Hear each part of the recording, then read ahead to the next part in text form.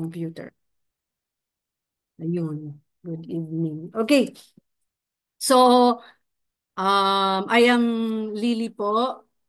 Lily Ronario. Ako po yung inaatasan ni Mami Josie. Dahil she's in the field right now. She's very busy spreading the love, connections of love to the people in Bukidnon, which is hindi po biro yung ginagawa ni Mami Josie. So, may the Lord bless her more and more and more. At sana maraming, I mean, somebody in Bukidnon will also duplicate what she is doing. Or Amen. you will do more, 'di ba? Para from Luzon, Visayas, Mindanao, dadami, 'di ba? Actually, meron na. Si Yeah. Mami Carol. Yeah, I know, Mami Carl. I'm the representative from the north, so and we have when I joined this support group, I know that we have the same heartbeat na i-share din yung love sa mga ano sa mga mommy and parents with the same journey because it's not easy to have this kind of journey, 'di ba? But it's easier to help, 'di ba? Rather than you journey alone. Mas maganda yung when you share your journey. Parang mas magaan ang buhay pag meron kang karamay. Yun po yung it's my own experience with journeying with this group. And it really helps me a lot. Parang hindi na ako nabubuhay sa yung parang me and me na lang. Parang feeling ko ako lang, pero hindi pala. When you open your heart and your mind to other parents with the same journey, marami pala tayo, no? So, yun. So, allow me to share yung devotion this night, no? Let me just share my screen. Let's go to, ayun, kano ba? Share. Oops. Ay, okay, dito muna tayo. So, do you see my screen po? Yes. Okay. To the parents, actually this topic was inspired by my daughter. So she used to draw a lot, no? So itong binigay niya sa akin yung papel na merong teacup and the cup. So what spoke to me at that time, sabi ko, oh nga, no, fill my cup. So I made this story, pero I think this was 2 weeks ago pa. So parang fill my cup until it overflows. I think I need this verse. And it really speaks to all of us actually kasi tayo yung mga parents na ubus-ubus talaga eh. Alam niyo yung ang hirap yung pasensya, yung pagod, yung puyat kasi iba-iba tayo ng though we have autistic children but they're very unique. Yung iba hindi nagpapatulog, yung iba sobra ang kanilang mga tantrums, yung iba hindi kumakain, 'di ba? Iba-iba tayo ng mga pinagdadaanan but it's really very draining. 'Di ba? When I saw this, dapat pala ito yung prayer namin, no? Na actually I speak to myself, dapat pala ito yung everyday prayer ko. Fill my cup, Lord, fill my cup. Kasi ang hirap, 'di ba? Imagine, Mami Net, ilang years na siya sa journey niya, 'di ba? O kung 20, ilang taon na po ba Mami Net si 24. Magto-24 next week. 24 or So, 24? 22 years kasi nung Di- na-diagnose siya, 2 Yes. weeks Di lang. ba? Imagine 2 decades. Eh kami, ano lang pa lang ako. Ilang years na ba ako sa journey ko? Magpa 5 years. But it's draining. Imagine the 20 years. Di ba? So parang, it spoke to me very hard. Sabi ko, wow. Hindi mo, drawing lang yun pero God spoke to me in a very, very tangible manner na, fill my cup, Lord. I don't know where did I get those. Kasi parang, everyday yun ang ginagawa ng anak ko, drawing ng drawing. Ako naman, sige, take picture. And then, I just look at the picture and I pray, ano kayang sinasabi ni Lord sa akin sa mga drawing ni Yana? Sabi ko, fill my cup, di ba? Teacup. Yan nga, may verse na, I know that there's a verse that, fill my cup, sabi niya. So, ito yung inspiration ko where I come up with this our devotion for today, no? So, how do we live? Living in the overflow, no? 'Di ba sino bang ayaw ng buhay na masagana at ano ba 'yun? Nag-overflow, 'di ba? Gustong-gusto natin nag-overflow ng blessings, 'di ba? So, pero ngayong tag-init, siyempre, wag nating i-overflow yung tubig, sayang naman yun. Pero in our life, we should be living in the overflow. Like you see yung drawing dyan, di ba? Parang wow, refreshing. Napaka-refresh naman ng overflow na buhay. Di ba?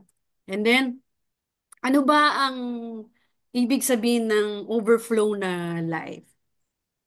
Maybe someone can share what is an overflowing life. What do you mean by an overflowing life? Any volunteers? O let Mami Net na lang. Makita ko sa screen. Of course, for me, now I can say because now uh, I have the relationship with God. Mm. Living in overflow is something that having him alone, your life will be overflowing because God, kinakatch niya lahat. Pinifeel siya lahat ang nag-feel ng cup natin. Amen. Very Wala. true. Di ba? Tama po. Ayan, nasa promise din ni God dyan. Let's see this slide, di ba? Actually, yung sinasabi niyo, Mami, is nasa Psalms 23:5. This passage in the Bible is very, very familiar, di ba? The Lord is my shepherd. But I will just capture yung verse 5 na you feel, ito sa NCV version, it says there na, you fill my cup to overflowing. You give me more than I can hold. This is an International Children's Bible version. And the NIV version, which is very famous, my cup overflows. Yung King James, he runneth over. Di ba yung mga Old English? So ito yung nasa Bible na promise ni God. You fill my cup to overflowing. Yes. And then, ang ibig sabihin ng overflowing life is to be filled beyond capacity with an endless supply of God's goodness. Diba? Overflow. Walang walang, walang tapos. Di po ba? An endless supply of God's goodness. You go to daddy. Why? Yes, yes, why? Yeah, you go to daddy. Go to daddy first. Okay. Tapos, meron din dito there are so many verses in the Bible, no? Na about the promises of overflow. It says here in Isaiah 48:17 to 18. Paper. Oh my, nandito si Yana. Oh, Daddy will help there. Daddy will help. Okay, ito na po ang aking little girl. Ayan, nag-drawing na naman siya. Oh, you go to daddy. You go to daddy, please. Go to daddy. Go there, go there. Yes, yes. Marunong ng mga asara. Okay, in Isaiah 48:17 to 18, nakalagay doon, I am the holy God who rescues you. For your own good, I teach you and I lead you along the right path. How I wish that you had obeyed my commands. Then your success and good fortune would have overflowed like a flooding river. Di ba? Yan yung mga promises ni God. But syempre, a promise, dapat may premise. Di ba? Paano ba natin, how? Siyempre, pag may promise, may premise.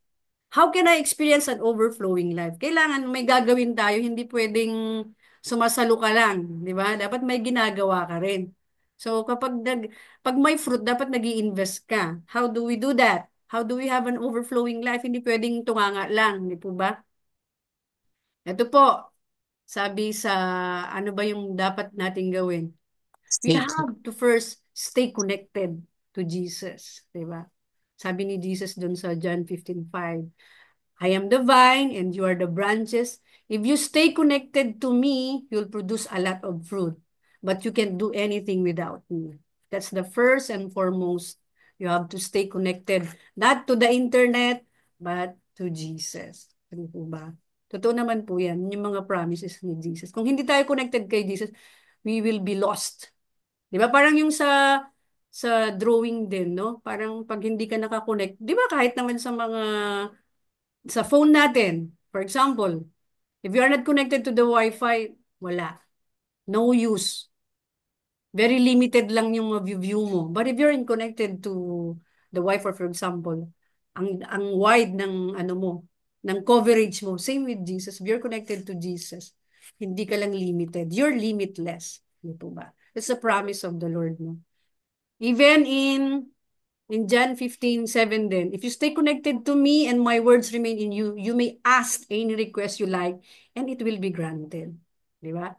So stay connected to my love, you stay connected to my love, you obey me. I've told you this is that you will be filled with joy. Yes, your cup of joy will overflow. Ito yung advantage if we are immersed with the Word of God. Ang daming promises na this is the chance also that I may be used to tell you the promise, remind you the promises again of overflow. Saan ba talaga? Totoo ba talaga yung overflow? Bakit, kung overflow, bakit nagkukulang kami, di ba? That's another question. Connected ka ba talaga? Di ba? That's the first one.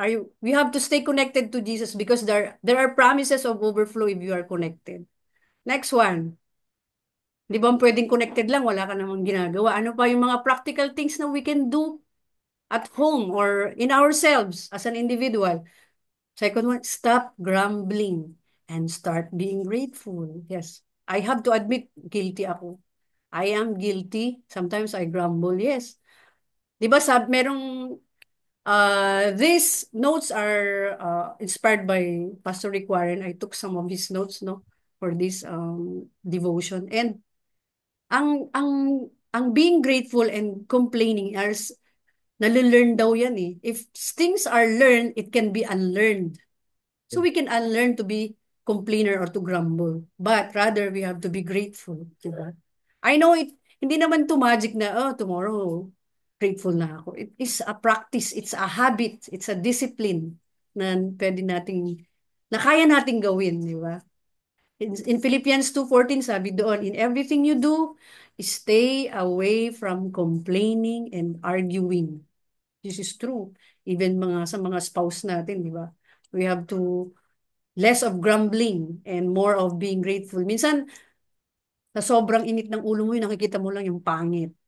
And you forget the good things. Na-overrule ng pangit yung maganda. 'Di ba? Kaya pag minsan, marriages are nasisira because they are more focused on the ugly side rather than the good side. Wala namang perfect na marriage, 'di ba?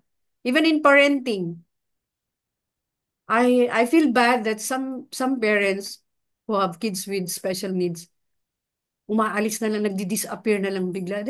They're abandoning their kids, 'di ba? Because they cannot take it. They only see what is the bad side. They only complain, they only grumble. Why me, Lord? I had that stage nung diagnose niya. We all had stage. We have to admit, we all that stage. Why me, Lord, 'di ba? Pero hindi naman pwedeng forever na why me, Lord. We have to find the reason why. Diba? And dun yung we have to be grateful kung anong meron tayo. I know I prayed for 7 years pagkaroon ng kid. Siguro kaya pinaghintay ako ng 7 years. So when my child will come, I will be grateful. Whatever she is. Di ba? Kasi pinagdasal ko yan eh. I know. Hindi naman yan bibigay ni God kung hindi something special. Which is really special. Very, very special. And alam kong lately ay mga years after years are coming, no, you realize meron ka talagang purpose, ba't ka binigyan ng ganyan. I didn't know that I am patient until I have my daughter. I thought maikli lang pasensya ko, but God only give this kind of kids to people who are very patient, right? Na hindi ko rin alam na kaya ko palang magturo ng ganyang bata na dati I used to teach college students, but kapag hindi nakukuha, galit na. Ngayon, oh my goodness, you have to teach the nth time or hahanap ka ng paraan paano niya maintindihan. Di po ba? It takes creativity, it takes strategy to do that. Di ba? Another one, let your lives overflow with thanksgiving for all God has done. Di ba? We have to be very thankful, small, big. Kasi dyan mag-start yung good heart. Pag puro ka complain, mabigat. Alam natin yan. Pag, si ganito, si ganyan, complain lang complain, nakakapangit, di po ba? Parang sa ano natin, sa journey natin, may time pa ba tayong maging pangit? Or di ba? Parang ang hirap na ng ginagawa natin.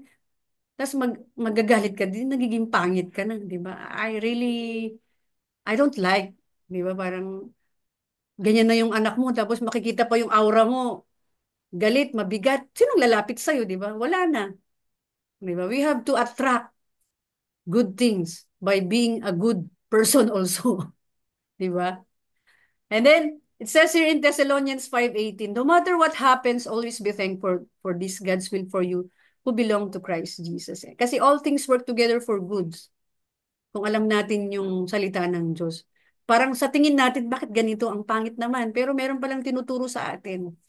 And we're just not open-minded to God's message to us. Sometimes, inuuna na kasi natin yung, itong gusto ko eh. Hindi yan yung gusto ni God sa'yo. Kaya tayo na-frustrate. Yung expectation natin is not being met. That's why we get frustrated. Ano po? Number three, stop comparing and start being contented. Ay, ito po, how to say it? Napaka-rampant sa ating mga parents, especially pag yung nag-school yung bata sa mainstream or sa school mismo, you can't help but compare. 'Di ba? Honestly, pag nakikita mo, uy, buti pa siya. Kahit sa ating mga parents na nasa therapy center, uy, buti pa yung anak mo, nag-ano na, nagtutok na, buti pa yung nag-behave na. Di ba? Parang, merong hindi mawawala yung nagko-compare. Di ba? But, ito yung tinuturo ni God na we have to parang maging bulag tayo sa side na yan. And be contented kung anong progress ng ating mga anak. Small or big, still a progress, di ba? Yung anak na lang natin ang tignan natin. Ano yung nabago sa kanya from today compared to yesterday? That's already a good encouragement to us parents. Huwag na lang natin tingnan sa ibang bata kasi they are all unique. They have different pacing, di ba? So, I know it's not magic also to do this. It's a character to be learned, di ba? So we have to, kung gusto natin ng overflowing life, lagay natin dyan, stop comparing, start being contented, di ba? It is better to be content with what you have than always struggling for more. That is like chasing the wind. Di ba? Ito yung mga sana all, sana ganito din, sana. Pero makakapagod magsana. Yung atin na lang, tingnan na lang natin anong meron ka. Thank you, Lord. Meron kayong isasaing. Thank you, Lord. May pang-therapy pa kahit once a week. It's okay. At least meron, di ba? Ito talaga dapat parents, we learn the value of contentment and being grateful. Ito na lang, makakagaan na sa mga dinadamdam natin, ang maging grateful tayo. Kasi sa sitwasyon natin, maging nagsasana all ka pa, lalong bibigat yung pakiramdam mo, di ba? At as much as possible also, you limit yung sa pag-i-scroll ng iba sa Facebook para hindi ka na lang, ay, buti pa siya, ay, buti pa siya. Mauubos na yung oras mo sa kakabuti. Di ba? Totoo naman. So, as much as possible, just magnify what is good. Di ba? And wag na. Kung hindi makakabuti sa'yo, wag mo na lang tignan. Kaya be careful of what your eyes see also. Kasi yan yung mapupunta sa heart mo and sa mind mo. Okay? Number four. Ito. Stop being stingy and start being generous. Totoo naman to eh. 'Di ba? Remember, a stingy planter will only reap a small crop, but anyone who sows generously will also reap generously. So each of you should give serious consideration to what you want to give to God, not reluctantly or under pressure, for God loves a cheerful giver. Okay? You will also have, and you'll also overflow so you can give to every good work. So, ito tanda natin. Nasa Bible pa rin yung maging mapagbigay tayo. 2 Corinthians 9:6-8. Another one of that, stop being stingy, is even in our tithes. Diba? Bring your full tithe to my storehouse so that there will be food in my house. Diba? It's a promise of overflowing when you give your tithes, which is true naman din because actually God does not want our money. It's just a test of faith. Na kunyari, yan na lang yung pera mo, magbibigay ka kaya? Diba? Especially as mommies, ang galing natin mag-budget. Hala, pag binigay ko to, kulang na. We are very limited. Kasi minsan, totoo yung, we have to have dalawang mindset daw yan, yung surplus mindset and shortage mindset. Yung shortage mindset, we're just limited to, eto lang, very limited ka kasi ito, nakikita mo lang yung nakikita mo. But when you are surplus, because you know your source is Jesus, it's limitless. Diba? So, yun dapat yung nasa utak na. We have to have a surplus mind. Di ba? In layman's term, yung ginagamit nila ito, positive dapat tayo, positive. Or they manifest, yung mga ganyan yung terminology. But technically, we can use also what's in the Bible, no? Yung overflowing mind or a surplus mind. Okay? And then, ito din, sabi nga, it's from Jesus, if you give, you will receive back, which is true. Your gift will be returned to you in full measure, packed down and shaken to make room for more and running over. Whatever measure you use in giving, a large or small, it will be used to measure what is given back to you. Diba? Okay, just to elaborate, sometimes when we are being generous sa other people, ang balik sa'yo, it may not be the same people you help, but through other people. Yun yung ano ni God eh. Iba yung wisdom ni God. Parang, iba siyang mag-isip kasi sa atin. Minsan pag nagbigay tayo, dapat magbigay ka rin, di ba? Pero hindi, ibang tao yung tutulong sa'yo. Tinulungan mo ito, sometimes they don't help you. Other people will help you, not the person whom you actually help during your bad times, no? Kaya pag minsan, hindi natin maalis, bakit nung time naman na yun, tinulungan ko sila, nga, hindi nila ako tinutulungan. Yan, pumupunta na dyan yung ano natin, yung mga regrets, kasi dapat Reklamo. din tayo mag-expect. When you give, don't expect, para hindi masakit. Basta when you give, you just give. And God will make a way kung paano niya papalitan yung binigay mo. Yun. Pero wag naman tayong mag-isip na, ay, magbibigay ko kasi may balik si God. Wag ganun, di ba? God loves a cheerful giver. God does not want yung napipressure ka. Dapat yung bukal sa kalooban mo. Okay, meron pa ba? Ay, wala na pala. Meron pa ba? Wala na po. This is the end of my sharing. So, balik lang natin. The first one, you have to be connected to Jesus. Stop being grumbling and start being thankful, grateful rather than yung isa is stop comparing and start being contented.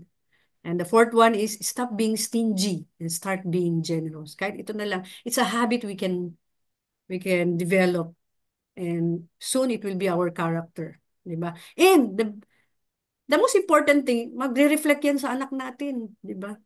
Sa mga kids natin. Minsan sa tingin natin, hindi nila naiintindihan. Actually, no.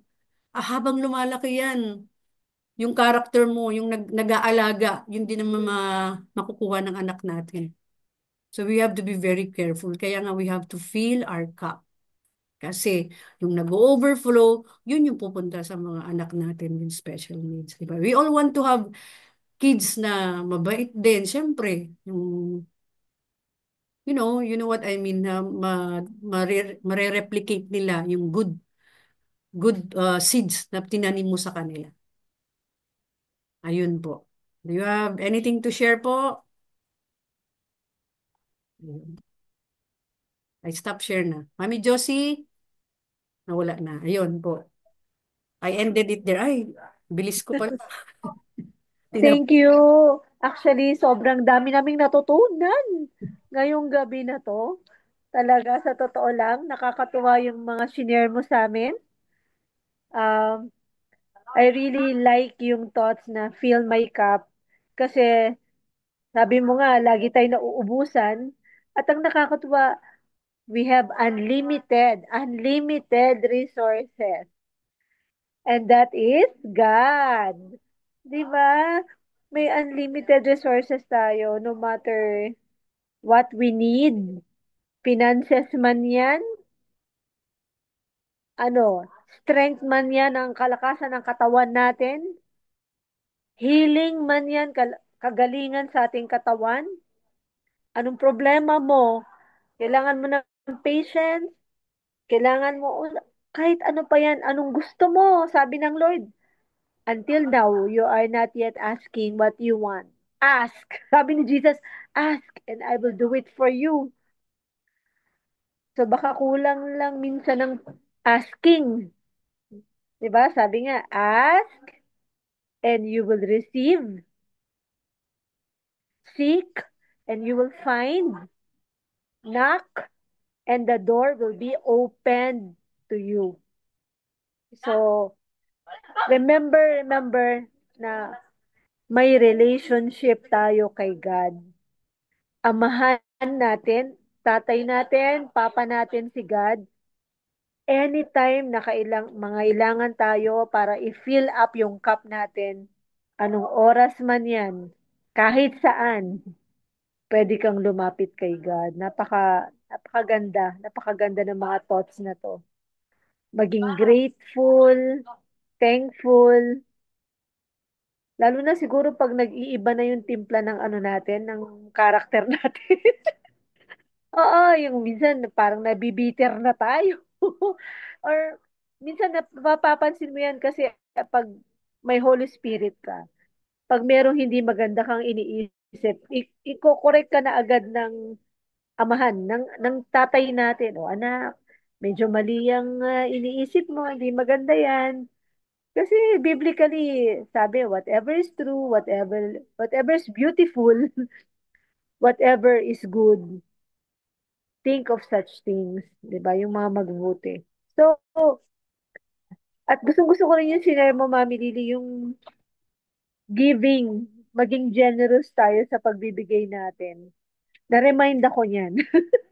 Na-remind ako na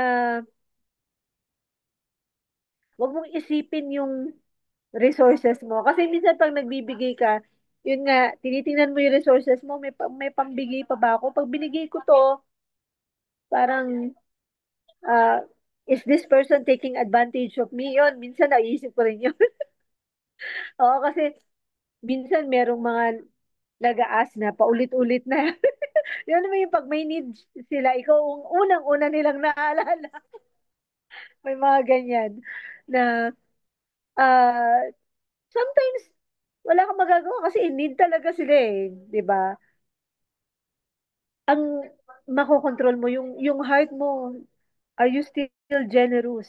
Iniisip mo ba na kakulangan yun sa'yo? O mas magandang isipin na it's an opportunity to give. 'Di ba? Oportunidad yan para, kasi yung mga tao hindi naman yun hihingi kung hindi talaga nila kailangan, 'di ba? Nagte-take risk lang din sila mag-ask. So, mga ganyan.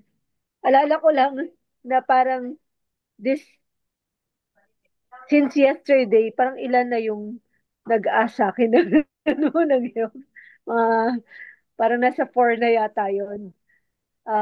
Sometimes, especially pagka kilala ka nila, ganyan, alam nila na may support group ka, ganyan, talaga ikaw yung unang ano puntahan ng tao. Pero, nakakatuwa.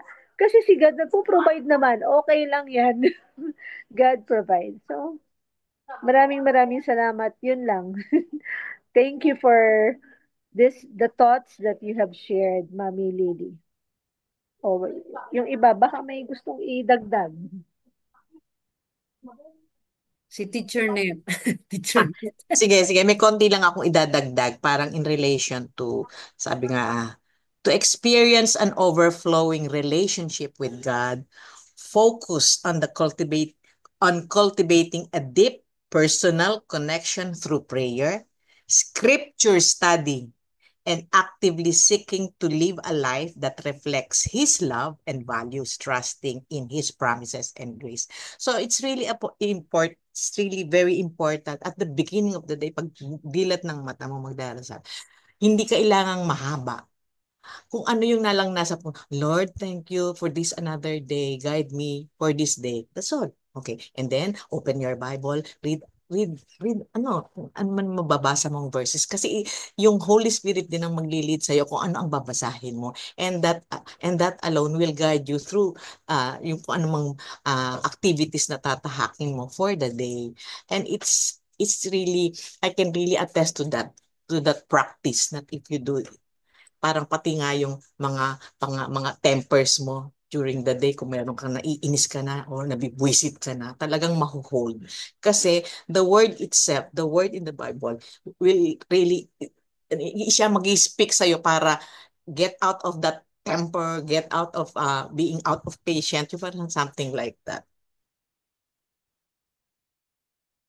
Thank you, Mami Net. Meron akong nabasa dito, si Mami Lalaine. I have a praise report. Sis. Mami Lalaine, maybe you can share? Hi, good evening everyone.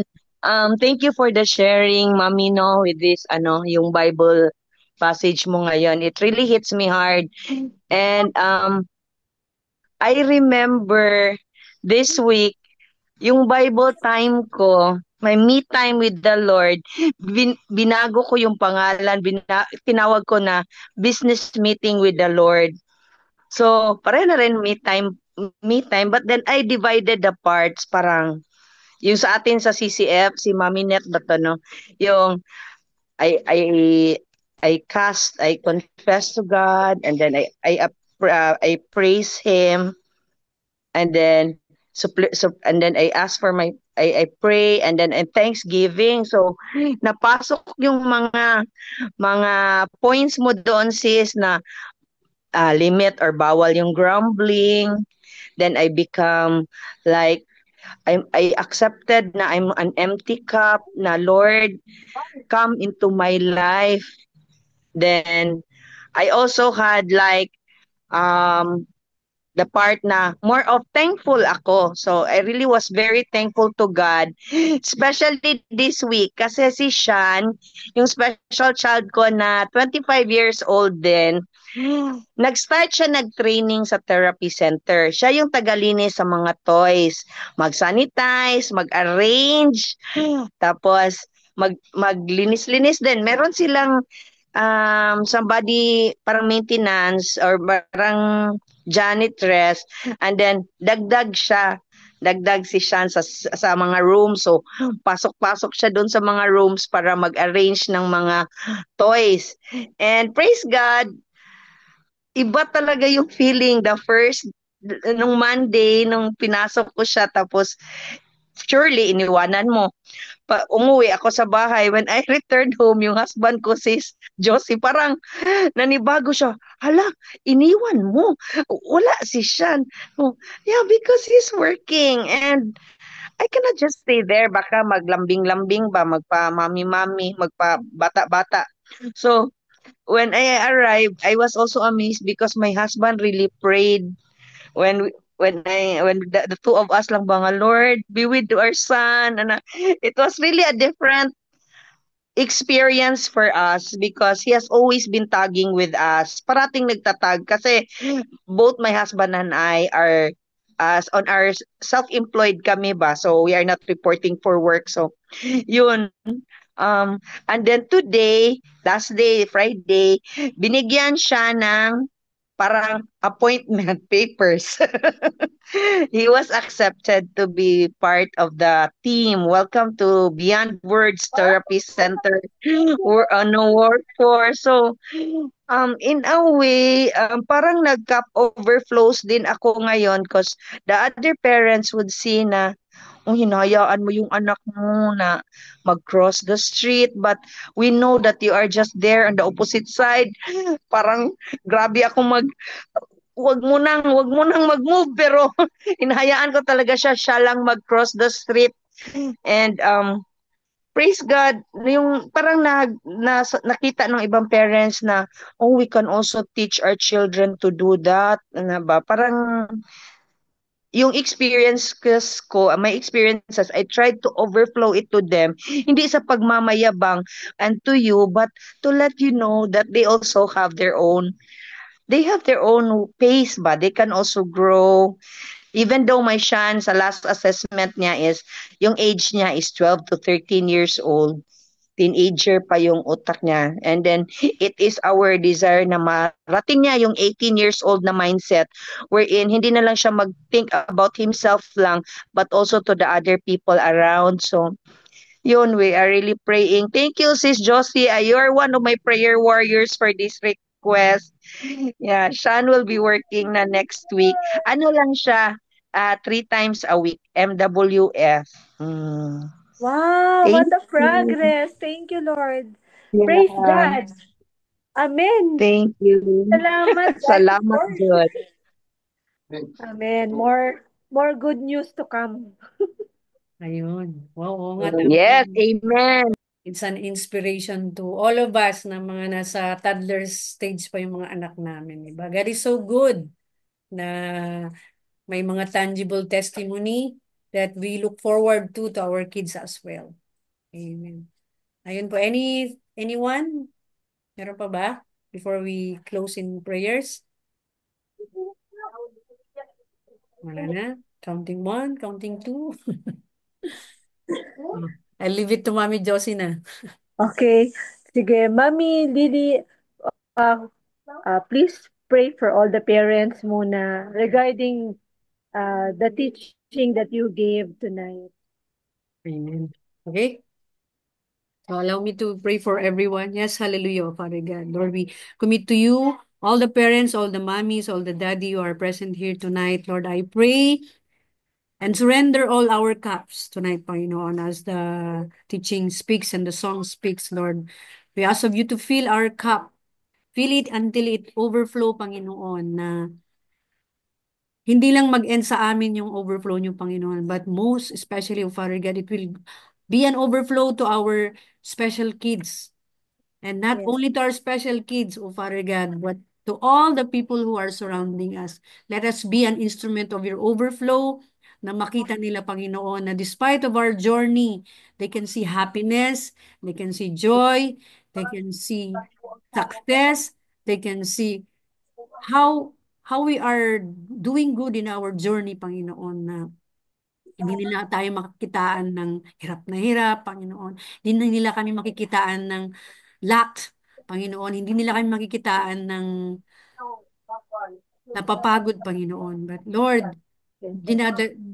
binabalik po namin lahat, Panginoon, sa iyo and itong mga cup namin, our very life, Lord, you fill it up, Panginoon. After this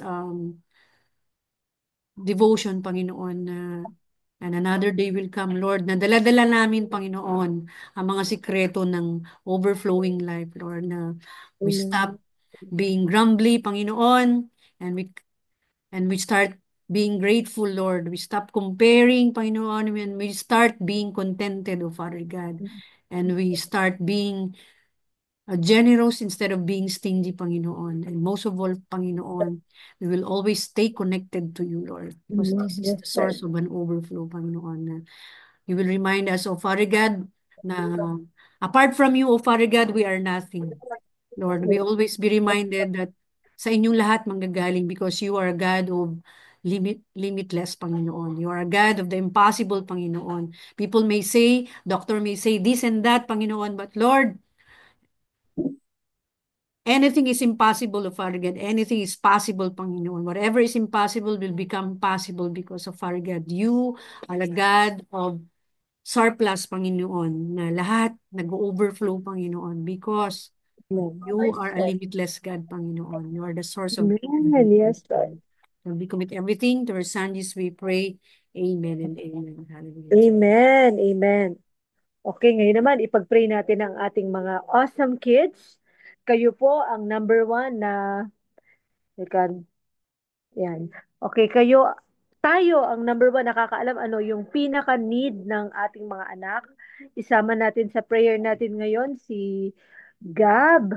Kasi meron siyang, ayan, sabi dito, may please include my awesome Gaven to your prayers. Kay Mami, galing kay Mami Janine. He is sick right now and has low platelets and WBC.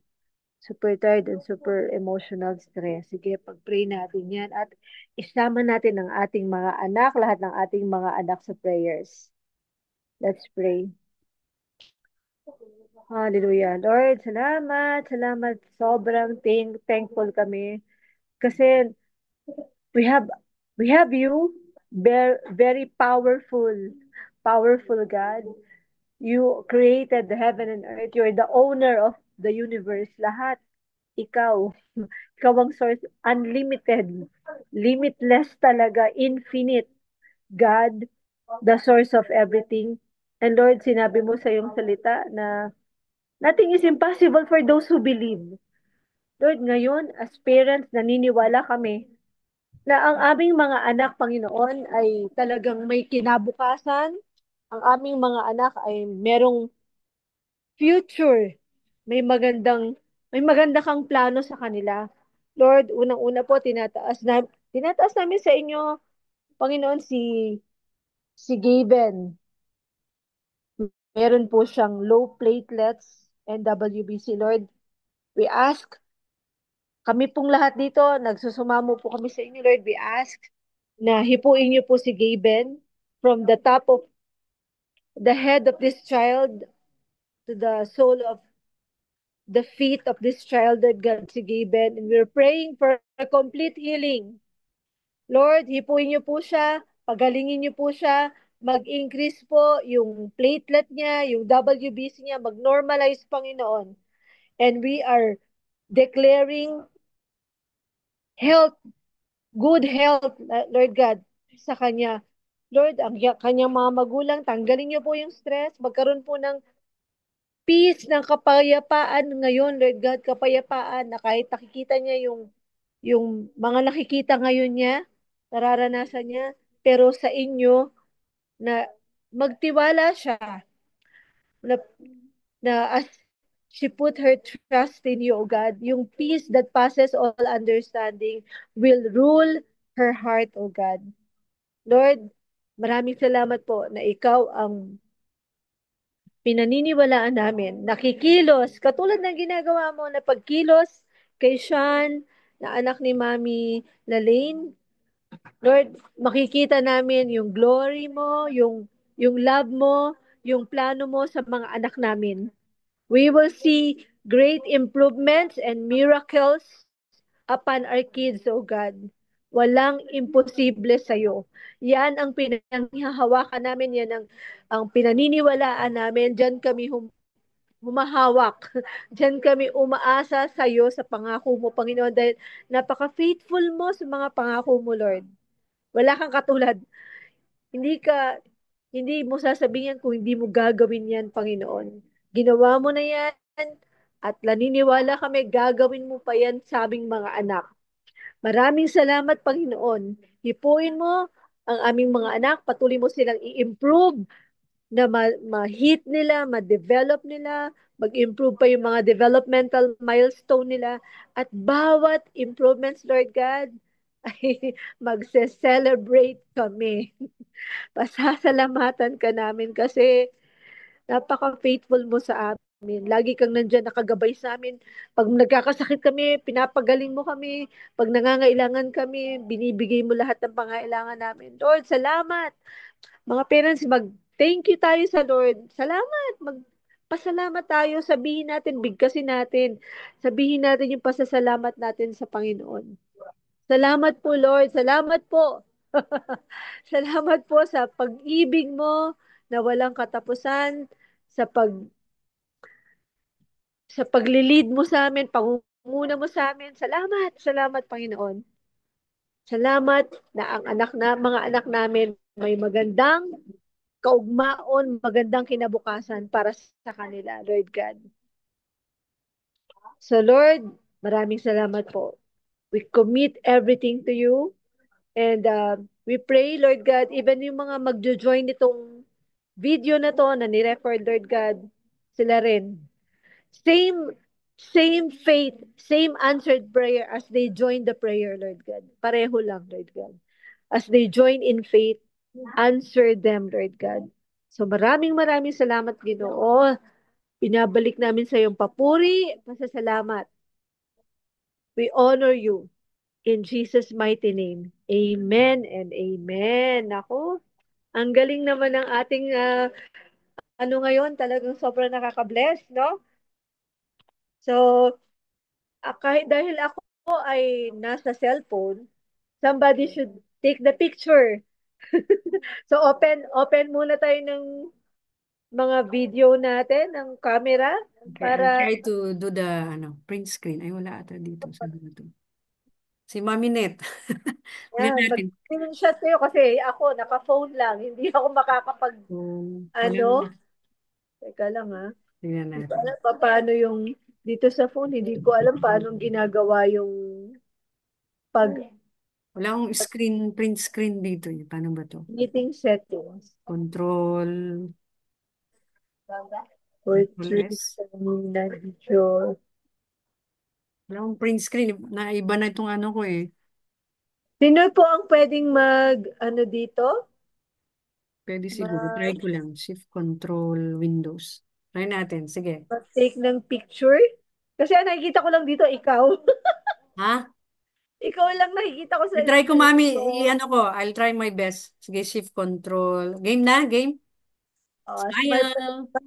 Bilang ka. 1, 2, cheese. Ayan. Naka-open ba yung mga camera nila? Open lang yung mga camera Yung para iba. Wait, mami, ha? smile. I-send ko sa ano. Saan ko ba is? Smile, smile natin sa mga chat groups. Okay, not minimize. Saan ko isi-save to? Sandali, save ko muna sa ano. Ang Shape dami ko. water. Guy, guy. Shape water. Yes, yes, yes. Shape water. Yes, daddy. Ito. Here, water. Wait lang po. Okay, nakuha ko po, mami. Okay lang, nakuha ko siya. Nakuha mo? Opo, i-send ko na lang later on. Ayun Sige. po. Yes. Okay, so maraming salamat again, Mami Lily. Salamat sa... Ayun, nakita ko na yung maraming Bye. video. Ayan, Bye-bye. Ayun. Bye-bye, wow. friend. Salamat po. Maraming thank you po sa inyo. Ayan, nakakapag-picture na ako. Sandali lang. Magbi-picture pa ako. Ayan. Ayun. Ayun. Diba? Ang dami natin. O, sige. Last one. One, Ayan, two, nakabukas yung madami. three. O, kayo din. Mag-take ng picture dyan kasi ako yun. Hindi Thank ako you. Thank you. talagang ano lang to. Phone lang. So, Okay. ayan. Thank you din po sa lahat for listening. I pray that the message will cross your heart also, will touch your heart most especially, and to your kids as well. Yay. God bless po everyone. Please Bye. have a wonderful weekend. See you again sa Friday. God bless. Bye everyone. Safe travel, Mami Josie. Thank you. Yes, safe Naku, pag-pray travel, nyo. safe Safe travel. travel talaga. Bye everyone. Bye-bye. Bye-bye.